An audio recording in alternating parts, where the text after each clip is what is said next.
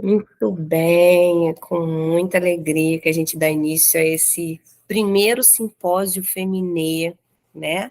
E o Feminê é um grupo de estudos e supervisão junguiana que completou no dia 27 de outubro 3 aninhos de idade. Nós temos aqui membras que são fundantes desse grupo, né?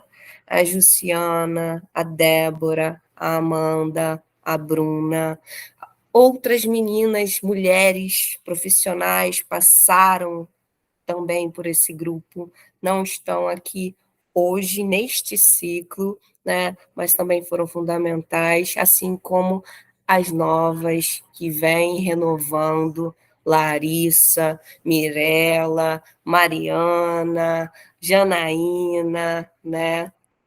E a Lilian, que daqui a pouco deve chegar aí também. Gente, eu sou a Laís, para quem não me conhece, eu sou psicóloga, pesquisadora e supervisora junguiana, atuo na área clínica aí já tem formada, né, 7 anos, vai para 8, e com Jung desde a graduação, né, desde o estágio supervisionado, a professora Carla, enfim. Daí em diante, fiz o mestrado com o professor Newton na Rural, agora estou no doutorado também com o professor Newton e o professor Ronald Apolinário. Mas o Feminê, ele surgiu a partir de um encontro mesmo, que foi um encontro barra reencontro, né? Entre a Juciana, a Débora e eu, né? E a gente conversou sobre essa possibilidade de estar formando um grupo de estudos e supervisão. E aí, já estava no coração de todas nós, e foi o tempo, né? Mas o nome desse grupo, que ganhou esse nome somente há 2 anos atrás, né? Se não me falha a memória, que foi quando eu termino o mestrado e encerro o mestrado com o neologismo, né? A palavra inventada, feminê. E feminê quer dizer, eu peguei, claro, do namastê, né? E quer dizer que a sua essência cumprimenta a essência do outro. E o feminê quer dizer o sagrado feminino que habita em mim, saúda o sagrado feminino que habita em você.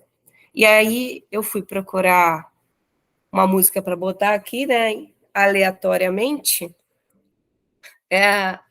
Entrou aí Velha Infância. E eu pensei, gente, mas é um evento da psicologia feminina, como é que fica isso? A gente já começando com relacionamento.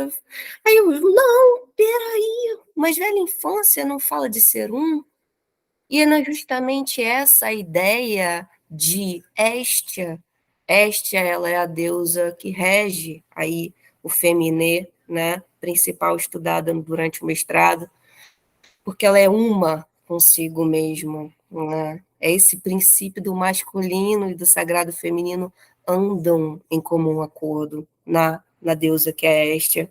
E também, se a gente pensar na mitologia aí hebraica barra judaico-cristã, a gente tem a figura de Ruá, de Espírito Santo, que seria aí com as mesmas características dessa centralidade, desse sagrado feminino.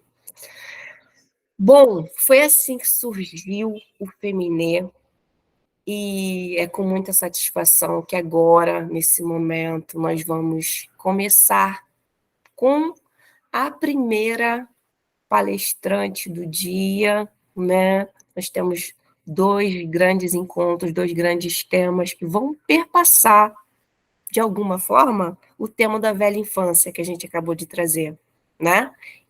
Em alguns aspectos de luz e outros sombrios. Vamos ver como é que vai ser isso e como é que é isso para a psique feminina. Janaína, a palavra é contigo. Estou aqui à disposição. Obrigada, Laís. E obrigada a cada uma de vocês também por estarem aqui. Bom, primeiro vou dizer que eu sou psicóloga, então vou seguir um pouquinho a linha da Laís, né? E trabalho com a clínica há 11 anos. Já faz bastante tempo, quando a gente se dá conta disso, né? A gente olha no relógio e fala, uau! E a minha vida foi fazendo vários caminhos, claro, né? A gente vai se deparando com alguns enfrentamentos, e nesses enfrentamentos eu fiquei 3 anos um pouco afastada dos atendimentos. Então, a minha vida pessoal, de experiência de vida mesmo, e de perrengue e tudo mais, me tomou um tempo. E eu volto para os estudos na pandemia.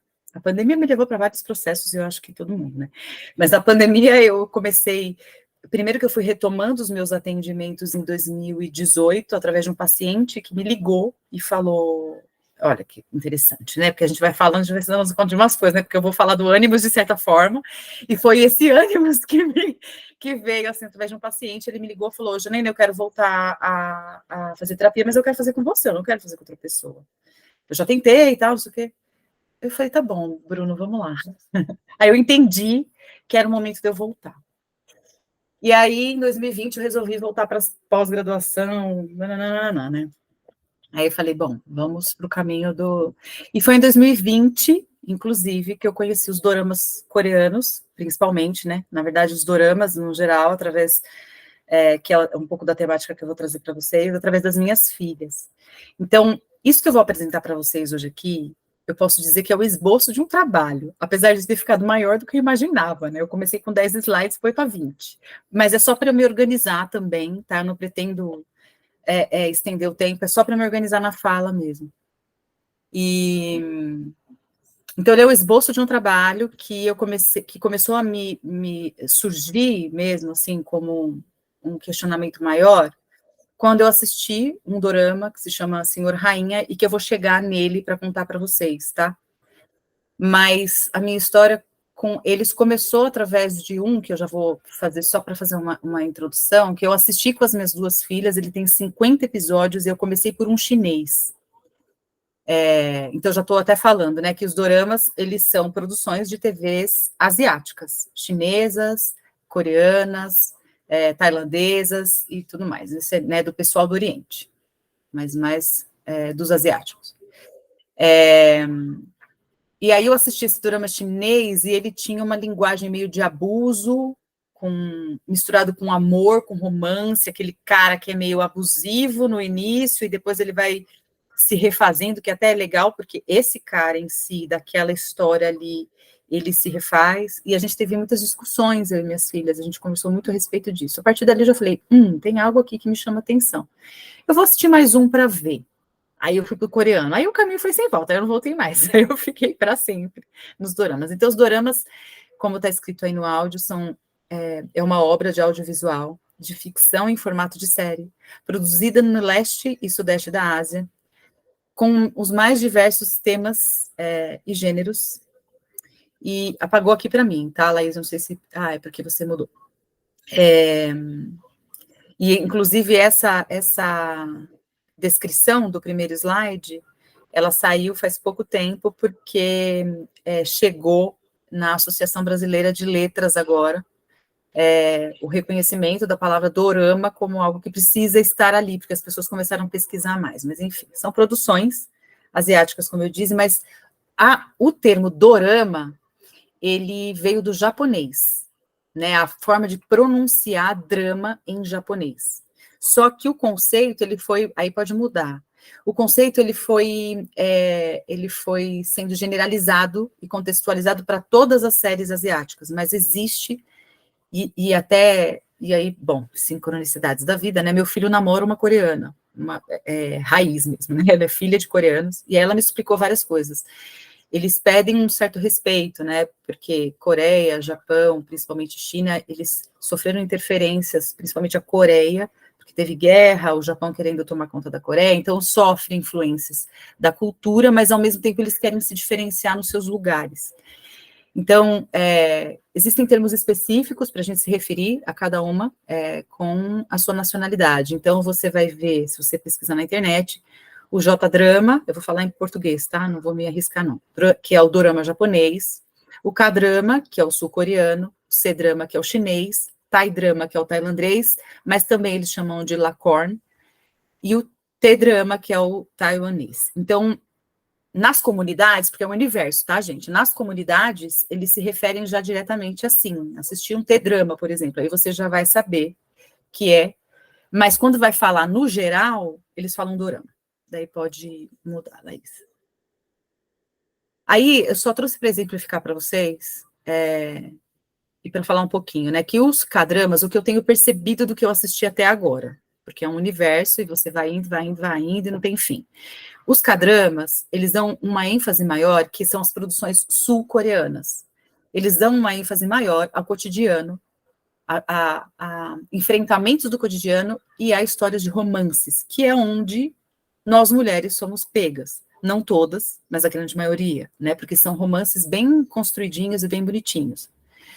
Os C-dramas, os doramas chineses, eles trazem uma ênfase maior na mitologia chinesa. Então, se você começar a assistir, você vai assistir mais temáticas mitológicas do que temáticas do K-dramas, do sul-coreano, né? Claro que eles vão conversar entre si, inclusive estava pesquisando isso, foi uma coisa que eu não achei ainda, eu estou pesquisando ainda, qual é a mitologia que está ali na cultura sul-coreana, né, que rege ali, vamos dizer assim, esse país e essas pessoas.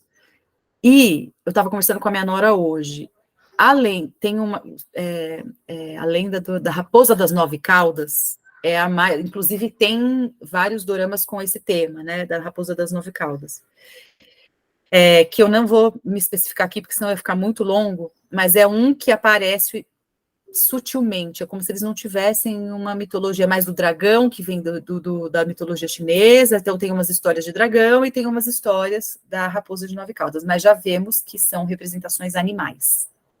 Então já tem traz uma perspectiva diferente ali do que rege essa cultura, né, e que rege, eu poderia dizer também, o inconsciente coletivo desse povo, né, mas é algo que eu ainda quero descobrir mais, inclusive, eu vou deixar bem aberto mesmo, gente, como eu disse, estou em construção, se alguém tiver material e souber, se puder me mandar para ajudar, vai ser maravilhoso, então pode trocar, Laís.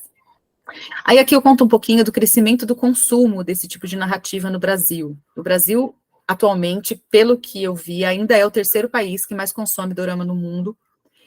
Essa pesquisa, esse gráfico, pequeno gráfico que vocês estão vendo aí, ele foi, como é que fala, lançado? Não, ele foi colocado na mídia em 2019, pelo Globo, pelo jornal Globo, e tem um outro que chama O Povo, que fez uma pesquisa também.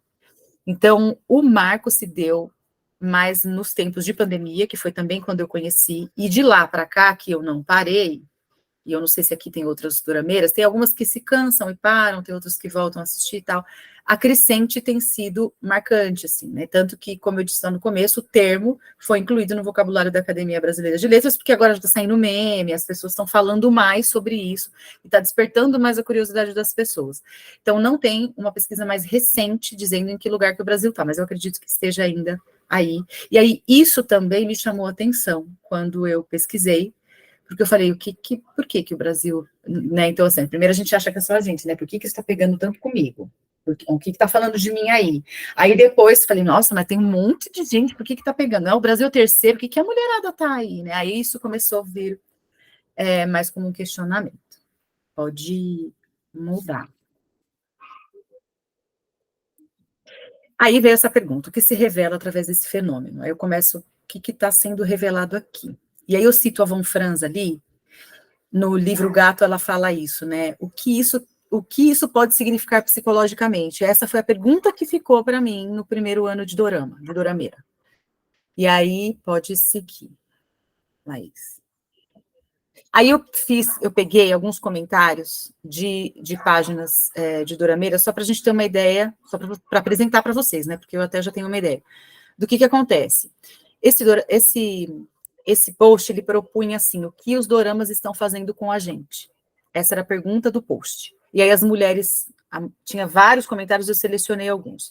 Dorama tira a dor, a tristeza, a ansiedade, a angústia. Dorama te faz sonhar, faz você acreditar nos contos, faz você rir sozinha, imaginando o que eles querem dizer. Porque, às vezes, a legenda passa muito rápido e eu não consigo ler. O dorama, porque de fato é assim mesmo. Dorama é um amor platônico que sentimos pelos atores e personagens sem eles nem imaginarem que a gente existe.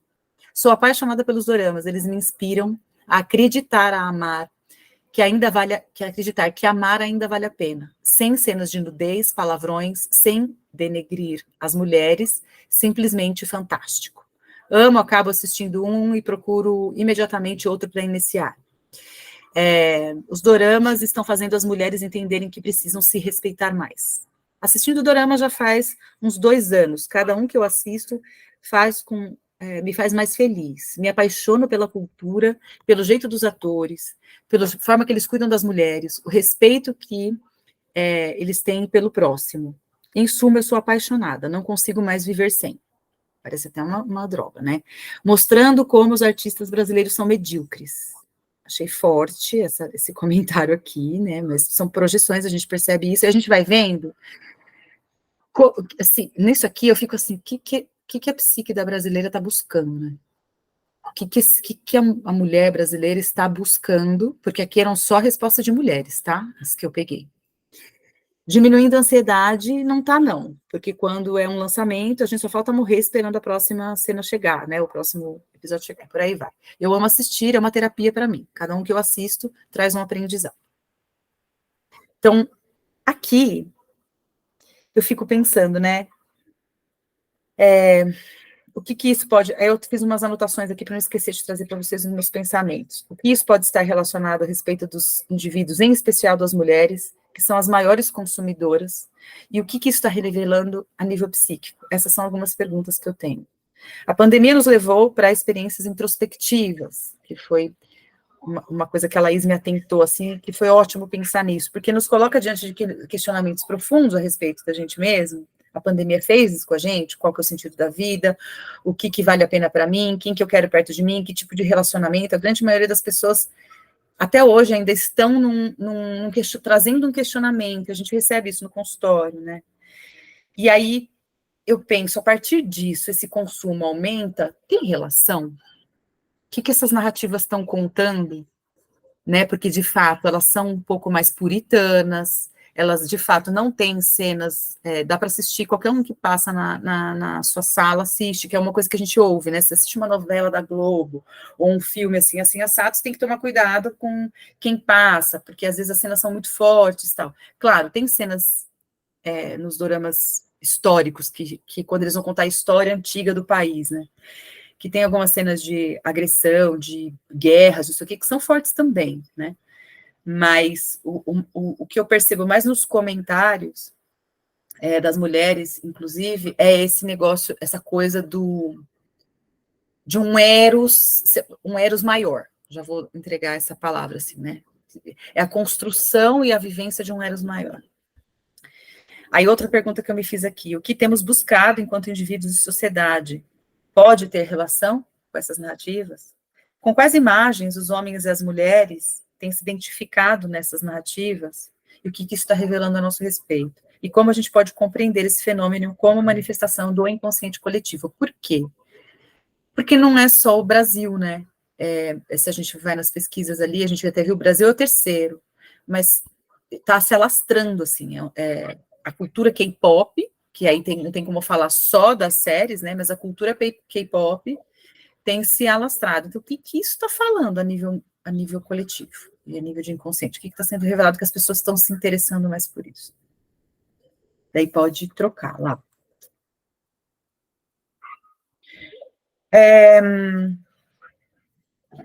A Von Franz, no livro O Gato, eu acho que agora é o Gato, agora deixa eu me lembrar se foi o Gato ou se foi no... Não, isso aqui eu tirei do Homem e os Seus Símbolos.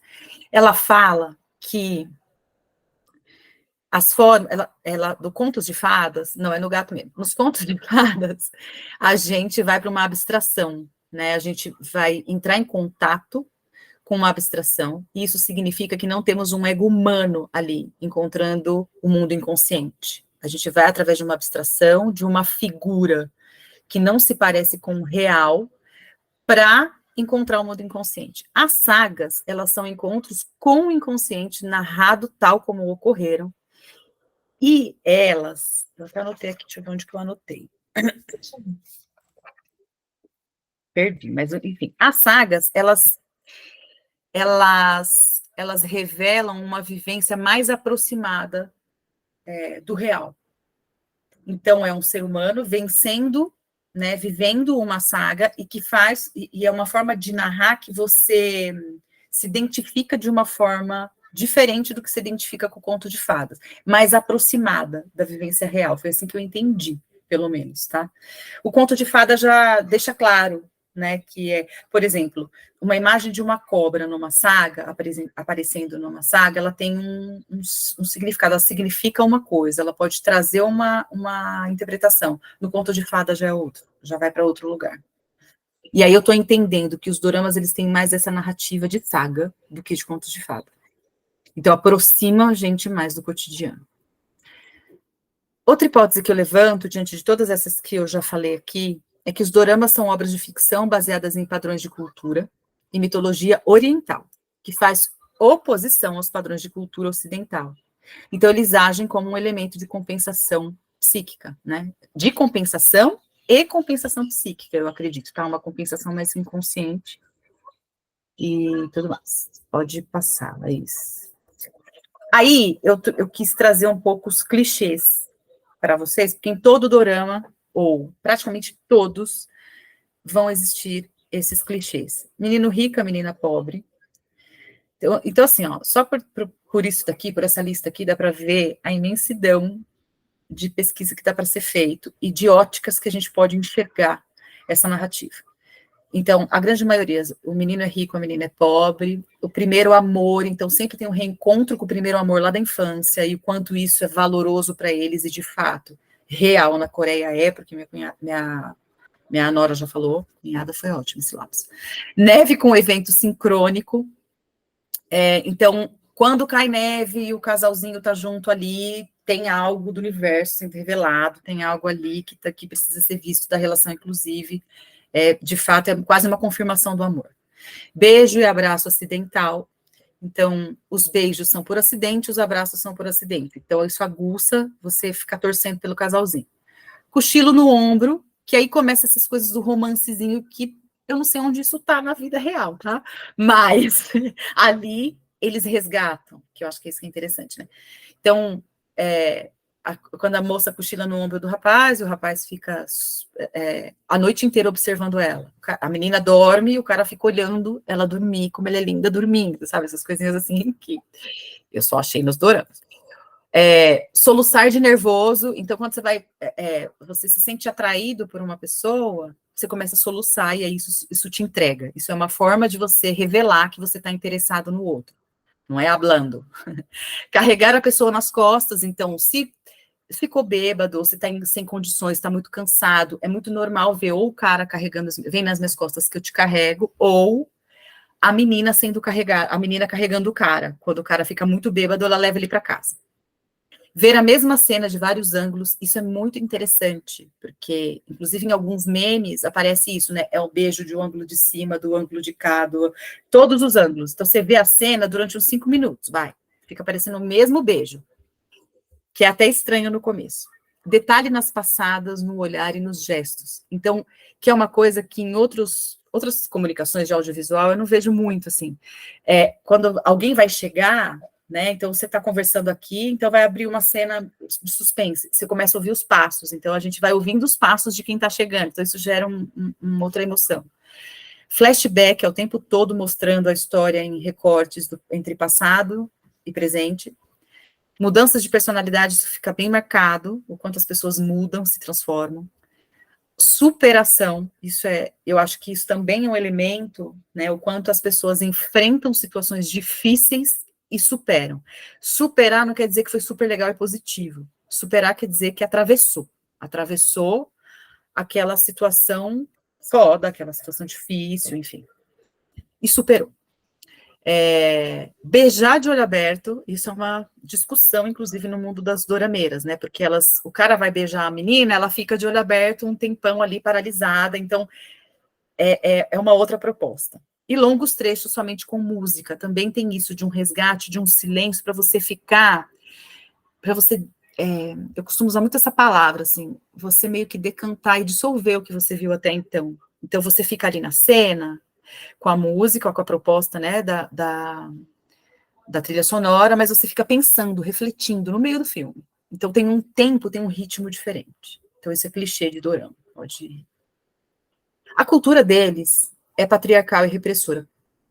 Como a gente está falando do Animus, né, o pano de fundo, né, o que me impulsionou, eu achei importante trazer isso, porque o meu olhar ele vai muito para um lugar positivo do Animus. Eu estou buscando até a palavra luminoso. Será que é um Animus luminoso que é a proposta? Né? Mas o pano de fundo é uma filosofia confucionista. Quem não sabe quem é Confúcio, ele foi um filósofo lá da década de sei lá de quando, chinês. O que, para não alongar muito, o que ele prega e que está na cultura coreana e na cultura chinesa deles tal, é o homem líder da família e da comunidade e a mulher dona de casa e sua fiel seguidora. Eu não sei se tem muita diferença do Brasil, mas eu acho que tem na forma marcada e mais rígida com que eles vivem algumas dessa cultura patriarcal. Pode passar, Laís, que eu tô achando que o tempo está indo, eu tô falando, tudo bem? Então, nos últimos tempos, as produções elas têm apostado na quebra desses paradigmas, construindo protagonistas femininas fortes, que rompem os padrões e encontram meios criativos e não convencionais para atingir seus objetivos. Então, eles trazem isso com a linguagem deles, nessa linguagem mais puritana, eu vou chamar assim, eu vou usar essa palavra, tá? Mas mais sensível, mais os detalhes, mais romântica, tarará, mas com uma força, que aí eu acho que é que está o ânimos, tá? Ainda são hipóteses, mas que eu vou falar em voz alta aqui, porque daí vocês me ajudam a pensar. Essa historiadora, por exemplo, é um dorama em que essa moça, a historiadora, é uma mulher apaixonada por livros, por leitura, pela história do país dela, só que ela vivia na época de Joseon, que eram os reis que governavam totalmente patriarcal, e as bibliotecas do reino só podiam ser transitadas por homens. E as transcrições das histórias que eram feitas, era só homem que podia fazer a transcrição. Então tinha reunião, tinha, como falo, não é congresso, mas aquelas reuniões com todos esqueci os nomes agora, peraí, que eu sou dessas que esquece o nome. Todos os ministros. Então, tinha reunião dos ministros do reino para tomar decisões, sempre tinha alguém lá anotando tudo que estava acontecendo ali. Não podia ser uma mulher. E o sonho dela era registrar a história do país dela, era contribuir com isso. Então, ela quebra todos os paradigmas e ela consegue. Então, assim, é um dorama delicioso de assistir, porque tem o romance, mas nesse dorama, pelo menos na minha perspectiva, o romance ficou de fundo. Era ela quebrando e ela conseguindo atingir um objetivo, inclusive, de enfrentar todos esses homens que eram escrotos, digamos assim, a grande maioria deles, né? Óbvio. E no romance Zabonus Book, que já é uma proposta mais atual, de 2020 mesmo, essa personagem, a Dani, também pode ser, ela traz a quebra da mulher que é casada, que faz, né, a bela recatada do lar, que faz tudo pelo marido, mas que já sabe que esse marido é abusivo, que esse marido tá fazendo tudo errado, só que como eu vou quebrar isso se na minha cultura não pode? Uma mulher uma mulher divorciada na Coreia é um absurdo, como que eu vou quebrar isso? Eu já tenho 35 anos, como eu vou trabalhar? Porque lá na Coreia também 35 anos é quase que uma idosa de 70. Tipo assim, na mente deles, e pelo que a gente vê nos doramas também, a mulher passou dos 30 para estar casada, cuidando de casa e tal, então como que eu vou... E aí o dorama vai apresentando para a gente essa angústia dela, ao mesmo tempo como ela vai na figura de um amigo que sempre foi apaixonadíssimo por ela, um doce de cara, esse amigo vai dando suporte para ela, mas ele dá o suporte e quem vai conquistando espaço é ela. E porque ela também é apaixonada por livros, né? Então, ela é uma marqueteira, ela é formada em marketing, e os livros são a salvação dela. E aí ela consegue entrar numa editora, e aí nessa editora ela alavanca a carreira dela, mas com vários enfrentamentos, preconceitos e tudo mais. Então, foi a forma que eles contaram. Aliás, eu assisti esse 2 vezes já, de tanto que eu gostei. Foi a forma que eles encontraram de mostrar, mas é uma forma sutil, e que eu também sinto que é sutil, por isso é profunda. De tão sutil que é profundo. Aí a gente entra no ânimos. E eu amo essa frase, apesar de ter raiva dela às vezes, porque ela é muito real. O ânimos é uma raposa astuta que sabe esconder seu rastro com a própria cauda. E isso é o que eu experimento durante esse ano inteiro, enquanto eu estou estudando esse bendito desse ano. Eu falo, meu filho, você está me deixando doida, porque você me dá um negócio, daqui a pouco você tira, é você mesmo, não é você? O que eu faço com isso? Eu fico nas minhas angústias. Mas eu queria que você passasse um pouquinho lá e passasse mais um, porque não é esse, não, é uma frase do Jung. É esse aí. Se não é simples expor o que se deve entender por ânima, é quase insuperável a dificuldade de entender, de tentar, olha eu, descrever a psicologia do ânimos. Quando eu li isso, eu falei, Jung, obrigada. Então eu não sou tão doidona assim, né? Porque eu acho que eu nunca entendo esse cara, eu acho que eu nunca entendo esse ânimos, e eu fico nessas voltas. E a gente vai entendendo, né? Aí você pode voltar que é uma proposta de pensamento para todas nós, e que eu posso até trazer no final, mandar para vocês depois. Qual é o sentimento evocado em você, estamos em mulheres aqui, quando você pensa no ânimos? Dos contos de fadas, filmes, séries que você já assistiu, qual personagem personifica de forma mais fiel a representação de ânimos para você? O que isso conta a respeito da relação que você tem com essa figura arquetípica, o que essa imagem revela a seu respeito, como o ânimos tem expressado o seu interior. Por que eu trouxe essa proposta de perguntas? Porque são essas que estão rondando essa pessoa que vos fala. Assim. Eu estou o tempo todo me relacionando com isso. Já fiquei cabeção, do tipo, já fiquei de todas as formas, já entrei em todas as emoções. Né? Mas agora eu estou olhando para ele e falando, ok, eu acho que eu também estou sendo um pouco estranha com você, não é mesmo? Aí eu comecei a entrar nesse outro lugar da relação. E isso tudo tem a ver com os doramas também, mas não dá tempo de contar tudo. Pode ir, Laís. Então, mais um pouquinho de conceito para quem não está muito familiarizado, né? Assim como a ânima produz caprichos, que a ânima é a personificação, então eu vou falar daqui primeiro. A ânima é a personificação masculina do inconsciente no homem. E o ânimos é a personificação masculina do inconsciente na mulher. São aqueles aspectos que são inconscientes na mulher, o ânimos, por exemplo, que tem a ver com a figura, que personifica a figura masculina. E a ânima é para o homem. Então, assim como a ânima produz caprichos, o ânimos produz opiniões. E assim como os caprichos do homem brota de um fundo obscuro, do mesmo modo, a opinião da mulher provém de pressupostos a priorísticos inconscientes.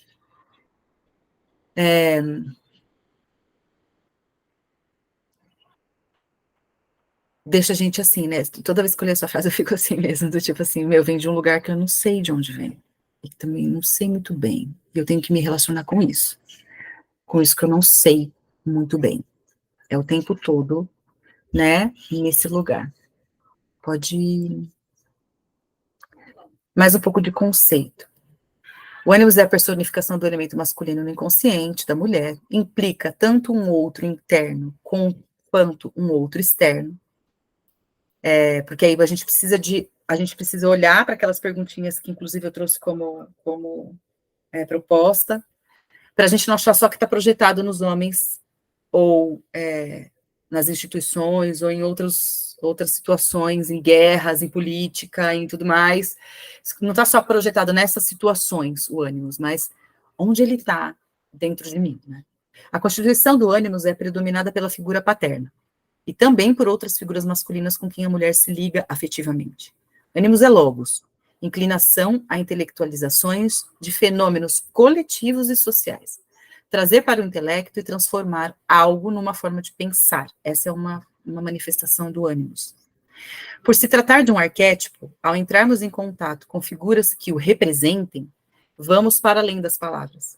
Iniciamos um processo de experiência profunda com o nosso inconsciente, e essa experiência é ao mesmo tempo individual e coletiva. Quando a gente fala em arquétipos e figuras arquetípicas, a gente está falando numa manifestação do coletivo. E aí reforça um pouco essa ideia desse boom dos doramas. E que tem uma ênfase na figura masculina. A figura masculina está em evidência. Então, os homens são lindíssimos, e se você olhar para o rosto deles, né, quem não tem contato, mas se você olhar para o rosto deles, eles têm traços femininos muito marcados também, a grande maioria deles. E que eu comecei também a trazer essa pergunta, que ânimos que é esse? Que ânimos é esse? E esses doramas que eu deixei aqui foram os que me trouxeram questionamentos bem profundos mesmo. Mas não dá tempo de eu entrar, só vou falar o nome, que é Amor entre Fada e Demônio, que é uma mitologia chinesa, e essa personificação, você odeia ele no começo, você fala que babaca, que ódio, que não sei, depois você tá amando, você fala, mano, quero casar com ele, é tipo isso, mais ou menos assim. E quem é dorameira talvez concorde comigo. O segundo também é o mesmo ator, esse ator inclusive é muito bom, chinês, que se chama Entre a Razão e a Emoção. Esse dorama é uma mulher que só pensa em trabalhar, ela é voltada para o trabalho, mas pouco sabe lidar com as próprias emoções dela.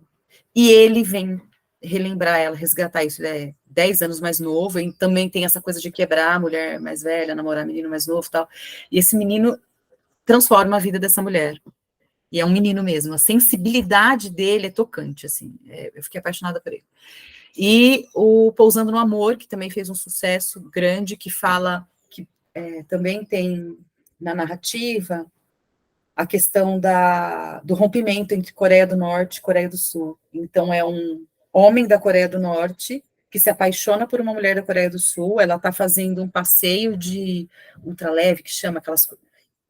que voa lá, não sei o nome, tá? Mas ela está fazendo um passeio de meio que sozinha, tal, voando, e aí ela, na hora que acontece um acidente, ela pousa na Coreia do Norte, e ela tem que ficar escondida lá, porque a gente sabe que tem toda uma situação do rompimento, deles não poderem cruzar a fronteira, tal, e quem resgata ela nessa floresta, ele estava fazendo um treinamento militar, é ele, e aí começa toda a saga, enfim, é um dorama bem bonito também, que dá para ver esse apaixonamento, assim, bonitinho. E o Romances a Bonus Book, que foi o que eu já falei. O ânimos apresenta um lado positivo, é aí que eu entro no lado positivo e valioso. Ele pode lançar uma ponte para o self por meio da atividade criadora. E aí eu entro aqui, esse dorama, eu assisti, eu falei, não dá mais para assistir. Eu fiquei impactada com ele, não dá mais para assistir no sentido assim, eu vou precisar de um tempo para eu assimilar. Se chama Senhor Rainha, e aqui eu resolvi fazer o artigo. Falei, depois que eu falei, eu preciso escrever sobre isso, aqui eu preciso estudar, aqui eu decidi ir para os estudos, né?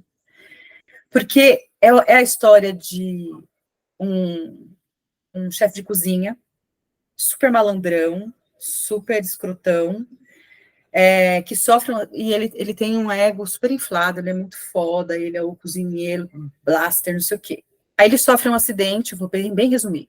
Ele sofre um acidente fugindo de uns caras, porque os caras queriam pegar ele por um motivo que eu não me lembro qual. Ele cai numa piscina, e quando ele cai na piscina, ele bate a cabeça.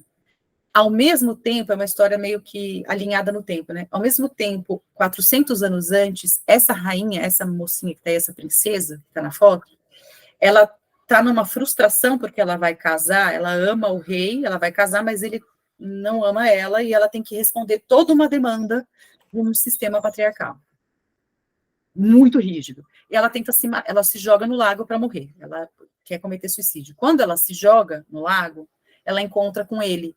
É como se as almas se encontrassem.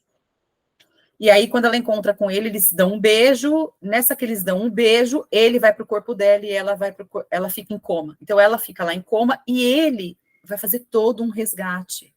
Aí foi onde porque ela volta, né? Ela acorda, só que é ele que está no corpo dela. E aí começa toda uma trama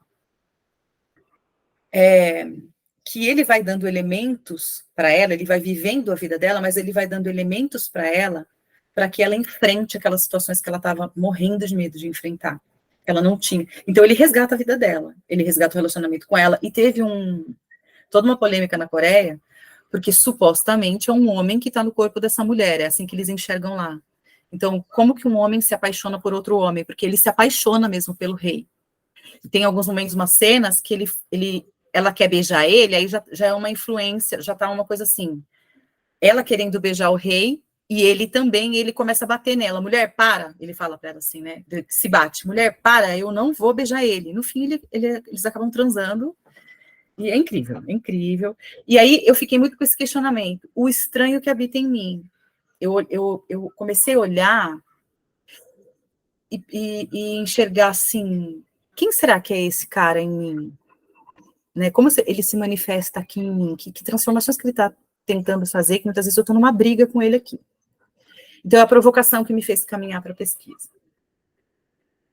Se a mulher se der conta da natureza do ânimos e da influência que ele exerce sobre a sua pessoa, e se enfrentar essa realidade em um lugar de se deixar possuir por ela, o ânimos pode tornar-se um companheiro interior precioso que vai contemplá-la com uma série de qualidades masculinas como iniciativa, coragem, objetividade e sabedoria espiritual. Foi exatamente o que eu enxerguei desse senhor rainha. Quando ela faz as pazes com esse aspecto dentro dela, que num momento até eu falei, isso aí virou um complexo, né? Ela foi, porque ele estava agindo nela, né? E ele até ficava seduzindo mulheres, então as pessoas estranhavam o comportamento dela, né? Então, se você olhar de forma literal para isso, talvez você não enxergue. E aí eu comecei a enxergar, mas é ele que tá levando ela para as iniciativas, de certa forma, tem algo muito positivo saindo daí, dessa relação, né? Dessa união. E aí eu chego aqui, praticamente no final da minha apresentação, né, com os pensamentos que isso me trouxe, que eu não posso dizer que são conclusões ainda, porque eu ainda estou estudando, tá? Mas que as figuras masculinas, né, eu vejo os doramas como uma performance da masculinidade luminosa. As figuras masculinas dos protagonistas, e aqui está meio generalizado, mas não são todos, tá? Servem a um eros maior, que não é o banal, nem o erótico. É preciso um investimento de alma nos relacionamentos amorosos. Tem um tempo para as coisas acontecerem, tem um tempo para o beijo acontecer, tem um tempo para eu realmente entender se eu quero estar com aquela pessoa ou não quero estar com aquela pessoa. Que é até interessante, em alguns doramas eles falam, posso te beijar? Que a gente fala até, eita, eu já estava falando pode faz tempo, né? Eu brinco aqui em casa, falei, eu já tinha falado pode, mas é muito bonito de você resgatar isso, porque a gente não tem mais quase isso, pelo menos eu não vejo. O poder e a opressão são opostos ao amor. Então, essas figuras no paramoroso, né, quando acontece isso do paramoroso, trazem essa... A gente consegue visualizar isso na relação deles ali nos doramas. Tem caráter compensatório e talvez sintomático, e é isso aqui eu precisaria elaborar um pouquinho mais, né, mas foi algo que me ocorreu, porque ele compensa, que é o que está embaixo, né, a expressão compensatória de um homem que o brasileiro não é, ou, no geral, né, está longe de ser. Não que os asiáticos o sejam também um estereótipo marcado, mas eles se tornam imagens de um deus, de um ideal luminoso, e o ânimos é um deus, né, se a gente for pensar o ânimos arquétipo. E aí a gente busca imagens arquetípicas que vão representar ele para a gente, né? E se a gente coloca isso, já vou eu viajar aqui, mas é que me ocorre agora, se a gente coloca isso num homem com o qual a gente se relaciona, a gente mata ele, né? Ele não dá conta dessa projeção nem ferrando. E a gente fica só frustrado. Mas, ao mesmo tempo, ao me deparar com esses filmes, eu fico pensando, mas é possível. É possível, talvez não nesse lugar de um Deus, mas num lugar de um homem, de uma pessoa que conseguiu se relacionar com isso e integrar essa figura, de certa forma.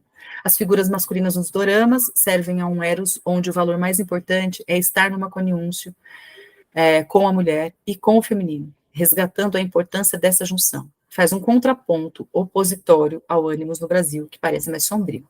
E aí ele tem uma proposta de um resgate de um romance, que a gente também perdeu em algum lugar.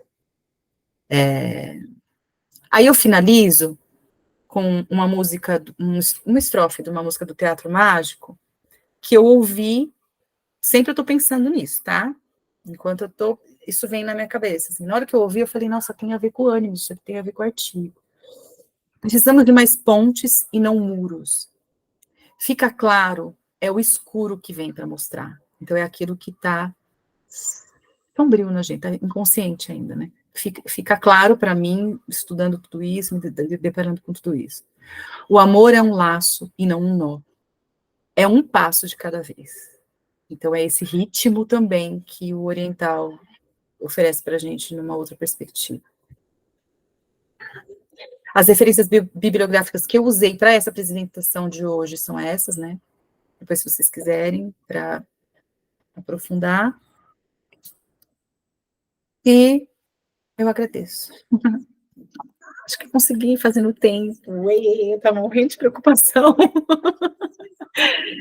Ai, ai. Linda. Eu vou interromper a gravação agora, porque a gente vai abrir, então, para um momentinho de troca, tá bom? Vou interromper a gravação, que eu acho que a gente fica mais à vontade, tá?